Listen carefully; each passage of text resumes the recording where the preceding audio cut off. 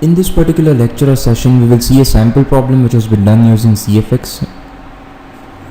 This is basically a demo problem for CFX in which we will demonstrate how to simulate flow over circular cylinder using CFX as a simulation software or CFD software.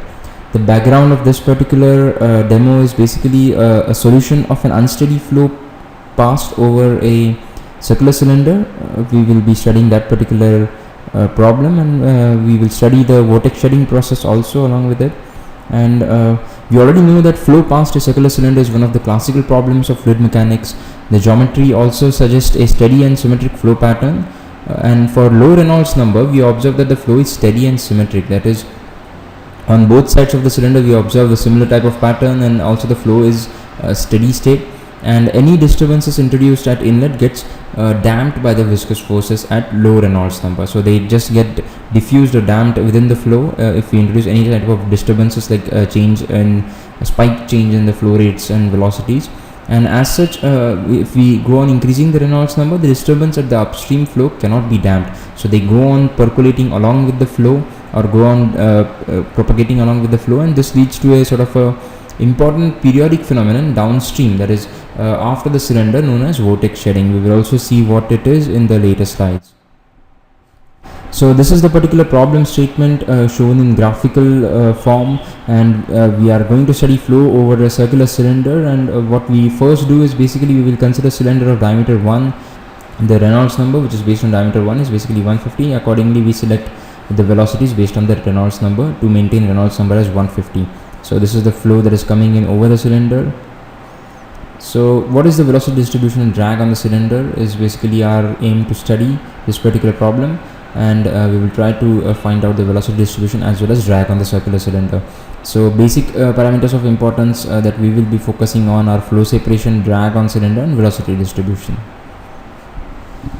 Summary of the modeling issues or modeling processes. First we will create geometry, then we will create mesh. After that we will study the physics or give the physics inputs as problem definition, and then we will give the boundary conditions, and we will look for convergence within CFX software. After the run is complete, we will be checking for accuracy, we will be reporting and checking the convergence as well. So now first decision that we have to make is whether we are going to consider 3D geometry or 2D geometry. We have to consider whether there are any 3D effects that are present. Can we neglect the effects of the cylinder end? If we make a 2D assumption of this particular geometry, will it eliminate important 3D flow phenomena? We have to answer this question first before selecting our geometry. Also, another angle that we can look into this particular problem is symmetry. Geometry may be symmetric, but many flow have tendency for asymmetry. Symmetry is basically this geometry is basically symmetric, but if we consider only geometry, it might actually hamper our flow phenomenon, which might not be symmetric.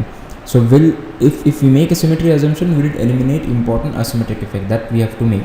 So if we make a 2D assumption, this is particular geometry that we will consider, and if we make a 2D symmetric approximation, this is the particular geometry that we will consider, only half the cylinder.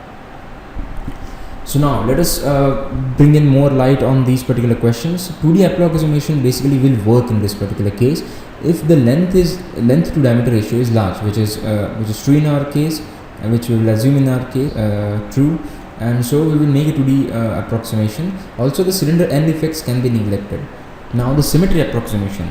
The wake formation behind cylinder, if we already know from the vortex shedding theory, is not that it is not symmetric, so this will not be a valid approximation. So we will not consider symmetry approximation, but we will consider 2D approximation.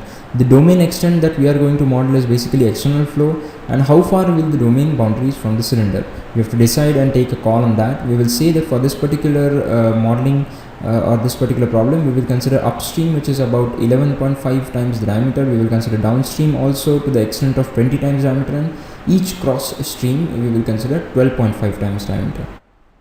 So considering all this is our geometry for CFD simulation. So this is basically 12.5 times diameter, this is basically 11.5, and this is 20D, and this is 12.5D. So they will consider this construct this rectangle, and after that we will basically also construct the circle of this particular cylinder.